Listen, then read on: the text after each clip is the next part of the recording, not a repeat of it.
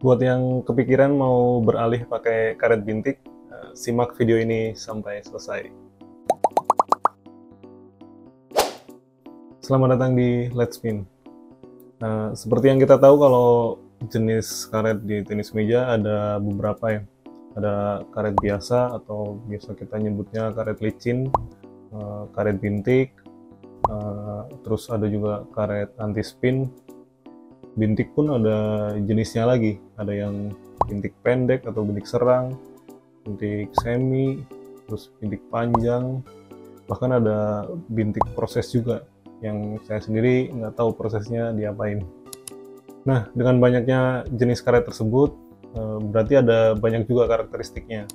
Buat kita, pemain pemula yang masih nyari gaya bermain, kadang tergoda juga sih untuk ganti karet bintik atau karet anti spin, karena kita ngiranya pakai karet-karet itu praktis dan bikin pusing lawan.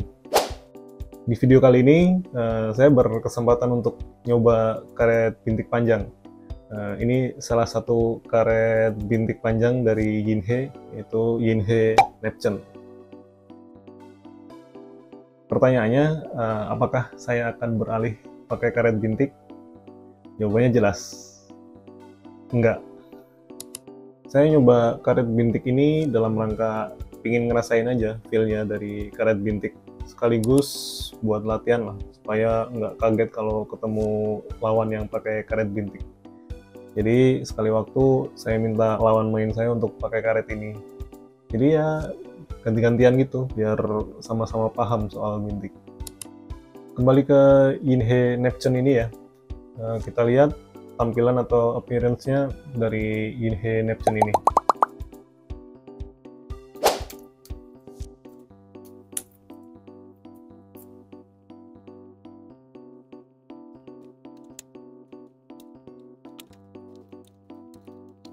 A few moments later.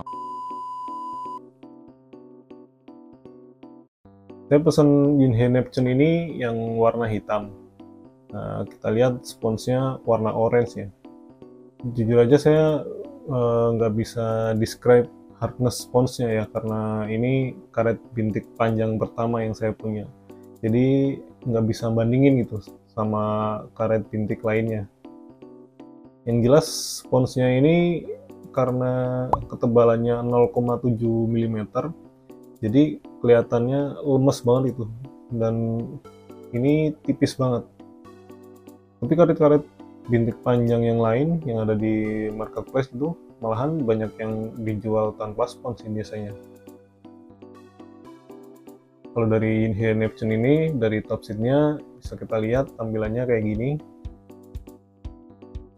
Tertera logo ITTF, terus di tengah ada logo Yinhe, lalu di sebelah kanannya ada tulisan Neptune.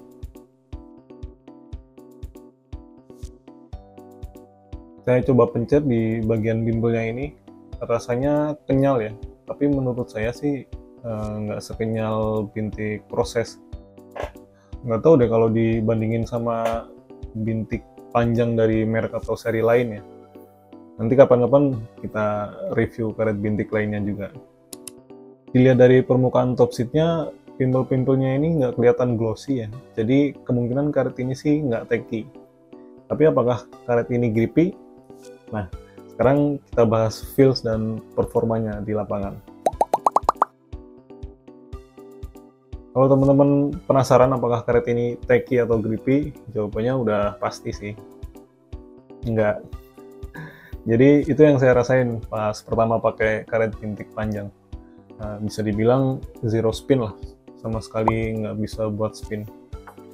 Beberapa kali saya masih refleks nyepin di backhand, dan bolanya ya nyangkut di net terus sih pasti. Untuk speed atau pantulannya sih udah pasti pelan, karena sponsnya yang tipis. Saya pasang Yinhe Neptune ini di kayu Sunway Ping Pang Star. Ini dia karetnya. Kalau misalkan saya pasangnya di Yinhe N10S yang saya punya, mungkin bakal lebih pelan lagi. Tapi ini berhubungan sama kontrolnya. Kalau pantulannya kencang, pasti akan lebih susah kontrolnya sih. Oh iya, buat yang belum tahu, pukulan bola di karet bintik panjang ini sangat nggak konsisten. Buat yang belum terbiasa kayak saya ini terutama ya. Pokoknya pukulannya itu di luar prediksi BMKG lah. Dengan power yang sama, tenaga yang sama, sudut pukul yang sama, bolanya itu kadang masuk, kadang nyangkut di net, kadang melambung keluar meja.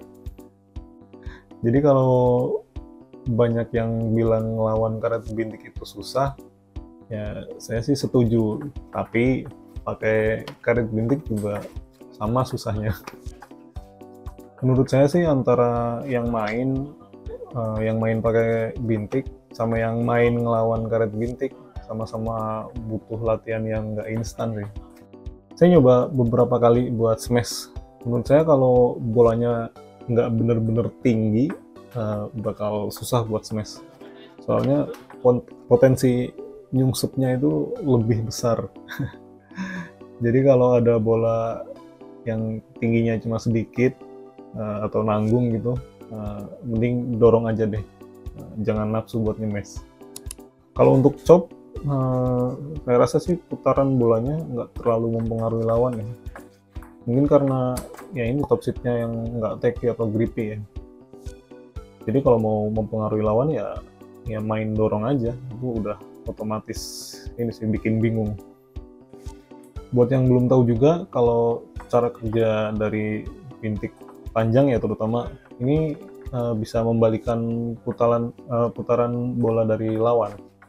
Jadi misalkan bola dari lawan itu backspin, nah nanti kita tinggal dorong aja pakai bintik ini, kembalinya ke lawan itu putarannya top spin. Begitu juga sebaliknya.